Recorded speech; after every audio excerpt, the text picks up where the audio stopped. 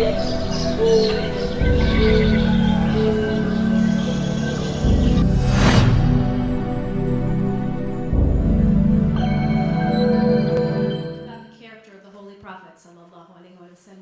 we talked about if he had come in the modern age, he would bring the opportunity for peace and happiness for humanity.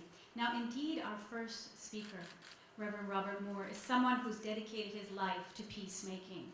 Now, I could read you his extensive bio. It's quite accomplished.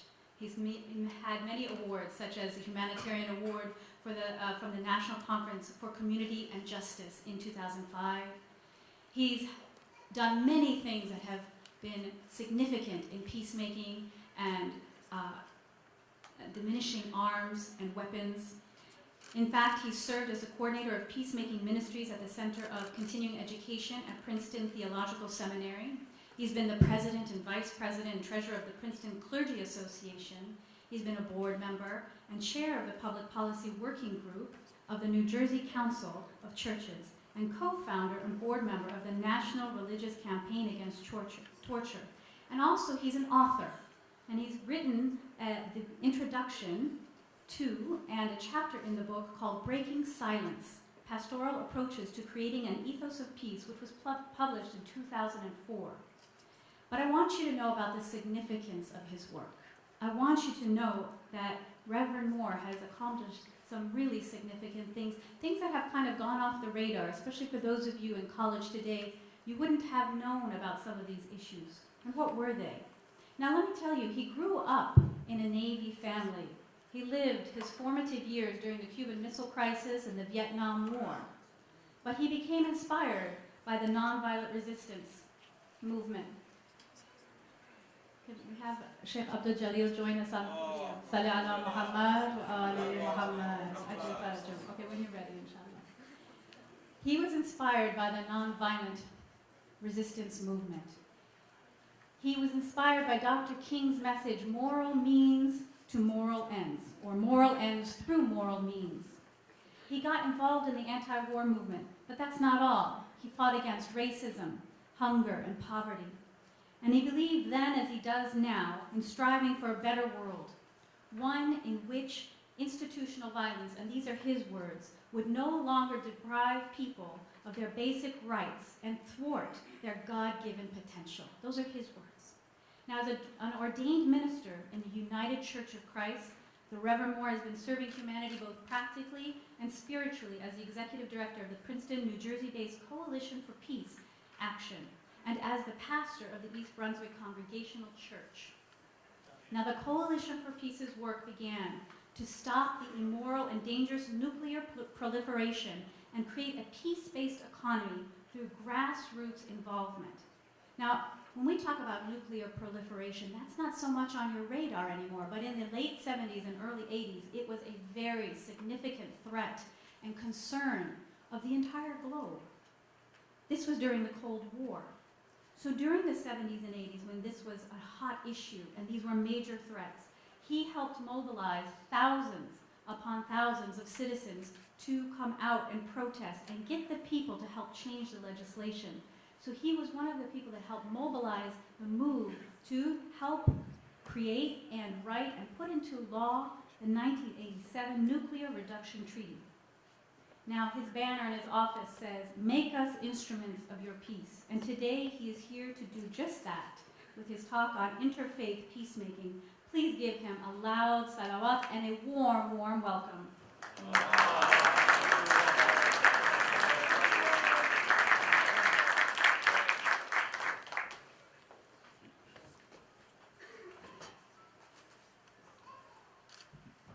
Thanks very much to Sister Nicole for that really sort of excessive introduction there. Maybe about 10% of what she said was accurate and true, but I'm just teasing, of course. I want to thank Mustafa. I want to thank the Muslims for Peace, ABSA. I want to thank all of the wonderful people, faith-based people working for peace and justice together who are here in this room, and others who couldn't make it today. I want to say right at the outset that I love the name of this organization. Muslims for Peace. Love it. I just love it. Because you know what? You are much more aware than me, most of you, because most of you are Muslims, of the stereotype that took hold after 9/11, that all Muslims were terrorists. What a terrible, terrible stereotype to put onto millions and even billions of people in this world. And I can think of no better antidote to that than exactly what Muslims for Peace is doing, which is to stand up for peace and to act for peace in the name of your religion. That is the best antidote to this stereotype. Now, before I get to my main topic of interfaith peacemaking, I want to mention that I was intrigued in some of the advanced materials that Mustafa sent me, that in addition to Imam Hussein, that John the Baptist was mentioned.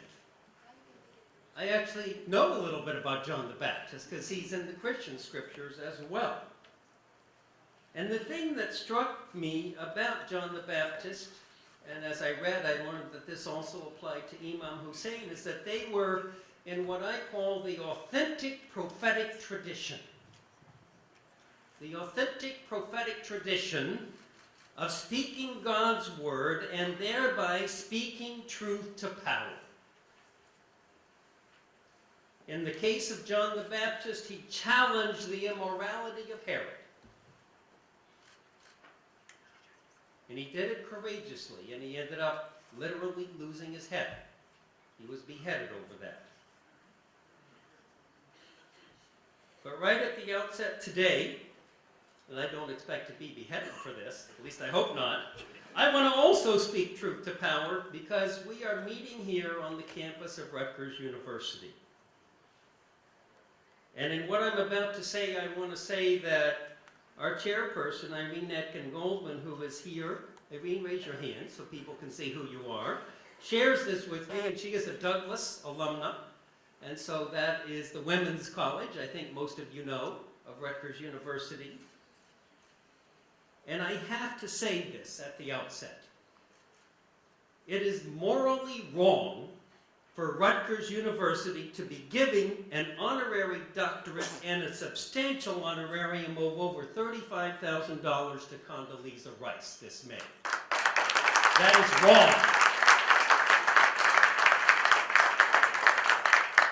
Now again, as Sister Nicole pointed out, some of you are too young to know why I would be saying that about Condoleezza Rice. So let me just remind you of the role that she played in the lead up to the Iraq War.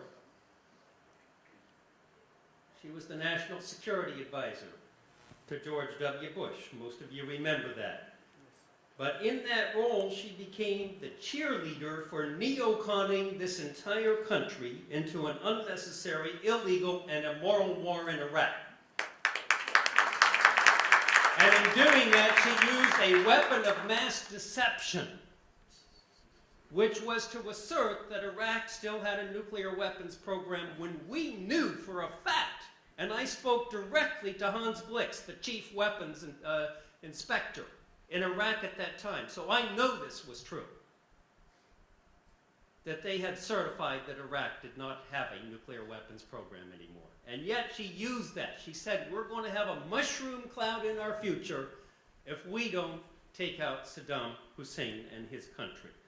So, I mentioned Irene has a petition with her. Matt, one of our interns from Princeton Seminary, is also here. So if during this talk I won't be offended at all, in fact, I will be honored if you make your way over to Irene and Matt and sign one of the petitions. While you're there, we also have a flyer about some of our upcoming events on drones. Next Sunday, in fact, we're also having Medea Benjamin, the founder of Code Pink, who has a new book out on drones. And this is a very challenging issue to the cause of peace. It seems like people are more willing to use this kind of violence when they don't have to risk soldiers. Or even airmen. They're unmanned aircraft, as you know. And yet they're killing so many civilians, innocent civilians, perhaps over 5,000 at this point, have been killed by drones.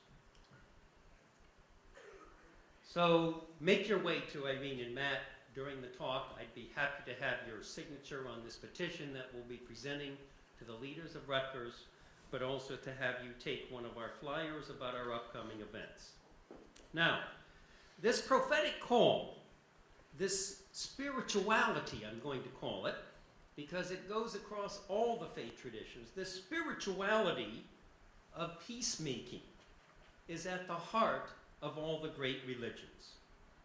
Peacemaking is a core and a central value that is certainly right at the heart of all of the Abrahamic religions, including Islam, Christianity, and Judaism.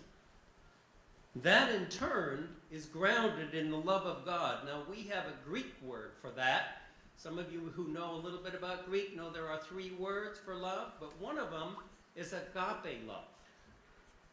Agape love means the universal love of God for all that God has created.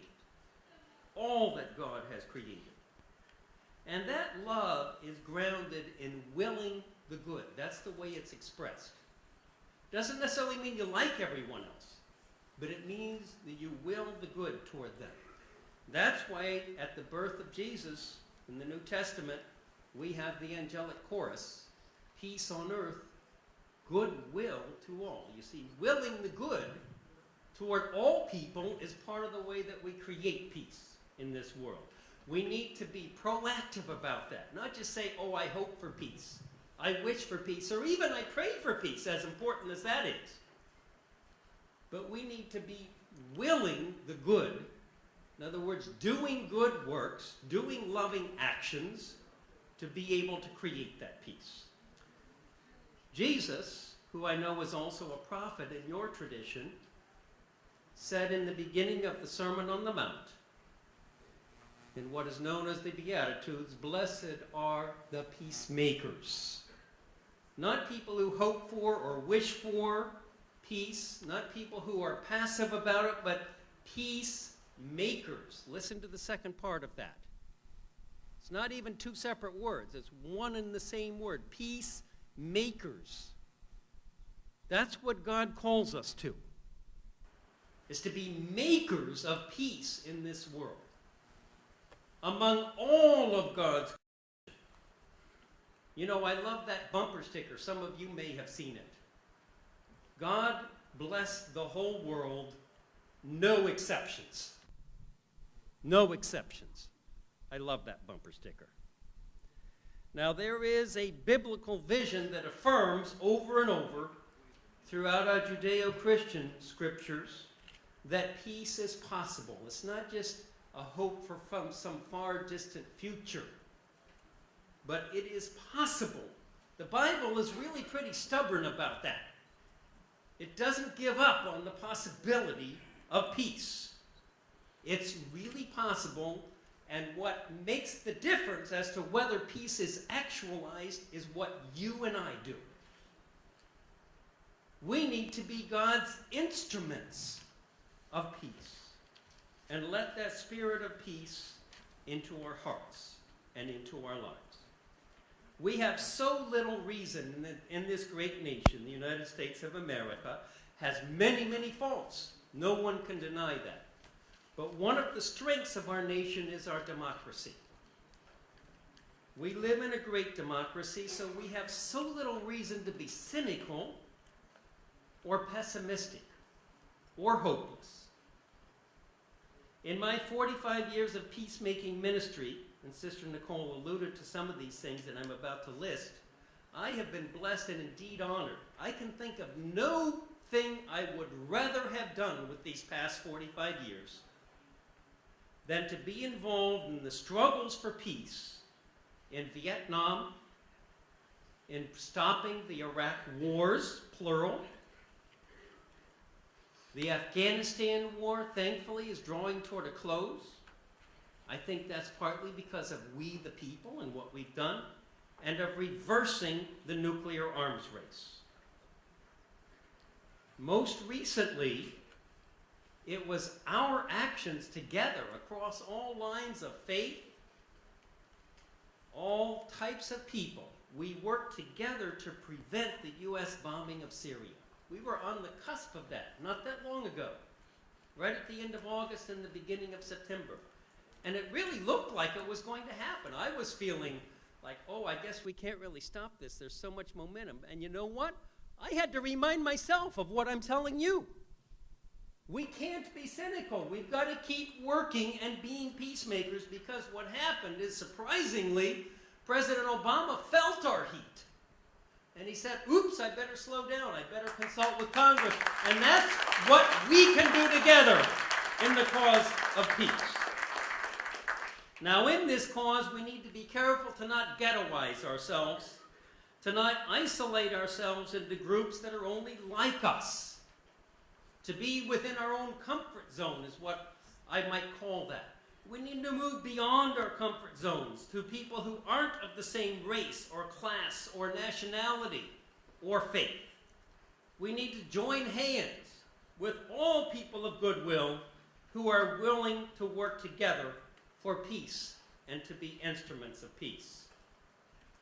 Now, I'm down to my last few minutes, so let me just say that the Coalition for Peace Action, based in Princeton, New Jersey, but covering this entire region, that's our regional headquarters, founded 34 years ago, and right from the start, we have been interfaith the entire time.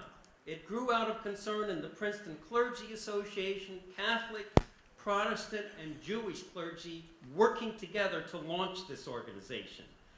And I am proud to say that the groups that have become involved have made me feel enriched and empowered, and that includes certainly Muslims, Sikhs, Baha'is, Unitarian Universalists, Buddhists, and Hindus.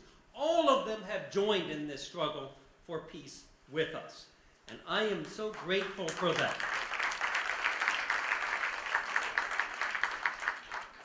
I think one of the best ways, this goes back to what I started with, for a religion to be judged is by what do the people who say they believe in that religion do with their lives. And so if you live your lives trying to be an instrument of God's peace, whether that is through being involved with the Coalition for Peace Action, being involved in local peacemaking efforts, whatever it is, I don't care that much which option you choose, as that we must all take action for peace. I want to say that in doing that, it's not a burden. You know, this is one of the things that people are afraid of. Oh, I'm going to feel so burdened by all the problems of the world. That isn't, I don't think God lets it be that way. Our loving and gracious God makes us feel happy and empowered when we do this. And so I would like to close with a quote from our Psalm 133 in the Hebrew Bible. How good and pleasant it is for sisters and brothers to dwell together in unity. Thank you very much.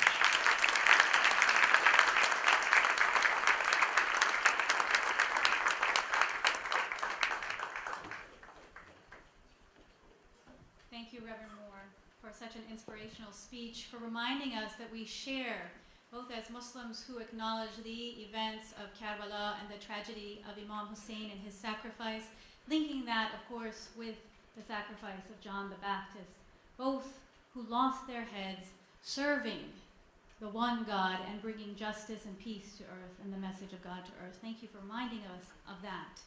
Thank you also for reminding us that the love of God and the willing of the good is action that we can take, that's the method for peace, that we have to will it, we have to put it into action, and reminding us that taking action as citizens, as people of faith, as people of conscience, you can effect change in the global level. And you have proved that time and time again. And it's a message that for especially our young people, and even those who are now considered our seniors, to remember that your action makes a difference. And God, no matter what the outcome, is pleased with you for taking that action. And also, don't isolate, make connections. Very important. We now